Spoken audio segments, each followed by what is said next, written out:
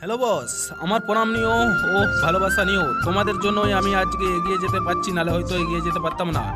আমার বাড়ি হলো ডিঙাল। তোমরা অনেকবারই কমেন্ট করে আমাকে জিজ্ঞেস করেছো আমার বাড়ি কোথায়। তো আমার বাড়ি হলো ডিঙাল।